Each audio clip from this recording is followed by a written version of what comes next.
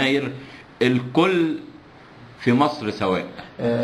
للأسف إن ثورة 25 يناير عمت مصر كلها، لكن المكانين اللي هم ما يعرفوش ثورة 25 يناير حاجتين اتنين: مديرية الشؤون الصحية بالغربية ومستشفى حميات طنطا. هؤلاء الأشخاص أو الدكاترة لا يعرفوا تماما عن نزاهة ثورة 25 يناير. أكيد في فساد في كل مكان أو في كل إدارة أو في كل وزارة، بس هو الفساد احنا بنحاول يعني نجري وراه بحيث ان احنا نقطع دبره زي ما بيقولوا ونخلص منه. فاكيد الفساد هيتقطع ان شاء الله، لكن كل حاجه بيبقى حضرتك لها وقت. انت شايف من واقع المشكله اللي انت عشتها في الفتره السابقه في مستشفى حميات طنطا والاموال المنهوبه من قبل هؤلاء الفاسدين، عملت ايه عشان خاطر تحافظ على اموال مصر؟ انا اكمني بحب بلدي وبحب مصر، وصرفت فلوس من جيبي لاجل اظهار هذا الفساد. انا ما خدتش ولا مليم، بالعكس انا صرفت من جيبي اموال كتير.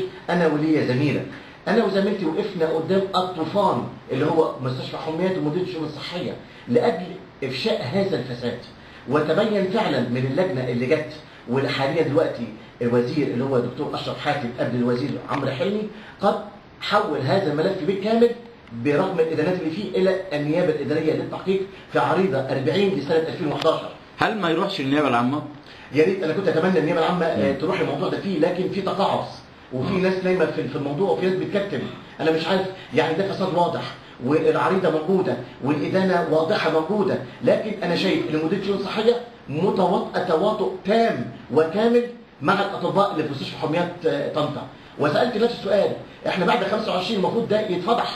يعني هذه الاموال انا عهدت نفسي امام الله سبحانه وتعالى ولغايه اموت وانا قلت حاجتين اتنين: مش همشي من حميات طنطا الا غير في حاجتين اتنين، يا اما ميت ومضروب مطوه في قلب المستشفى عشان هم بيهددوني، يا اما كلنا نروح مديريه الامن. هل بالفعل تم تهديدك؟ تم تهديدي وتم الاعتداء عليا في قسم الاشعه وانا موجود من موظفين من داخل قلب المستشفى. طب وليه ما طلبتش النجدة وعملت محضر؟ عملت محضر في اسم اول وجاري هذا المحضر لاثبات الحاله، لكن الغريب والعجيب في هذا الموضوع ان وكيل وزاره الصحه بالغربيه تجاهل هذا الموضوع، وجميع الموظفين اللي موجود في قلب المستشفى الحميات يتمنوا موتي النهارده قبل بكره. عارف ليه؟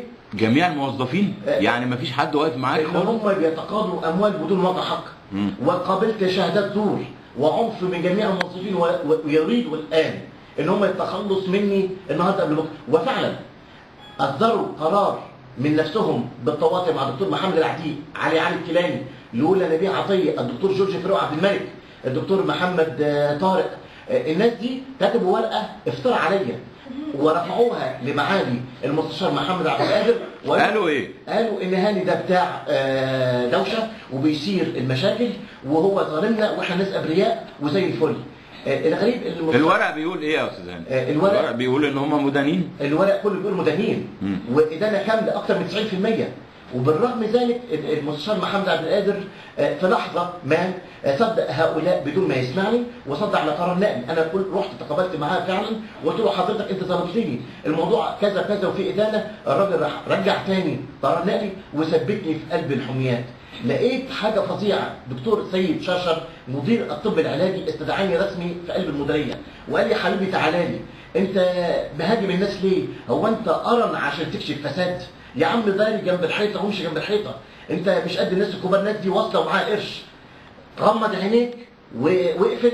وبعدين هددني، قال لي: في قرار نقل ليك ولازم نمحيك من مستشفى الحميات وننقلك اي مستشفى. قلت له: تنقلني ليه؟ هو ايه اللي حصل؟ ده انا كشفت فساد وراجل بحب مصر. قال لي: مصر ايه؟ ده مصر ولا بتاعي يا عم؟ وبعدين ثوره 25 ايه؟ قلت له: المفروض بعد ثوره 25 يناير يبقى حق ربنا يسهر. قال لي: 25 ولا 26 ولا 27؟ يعني هو بيمحو تماما الثوار والناس اللي ازهقت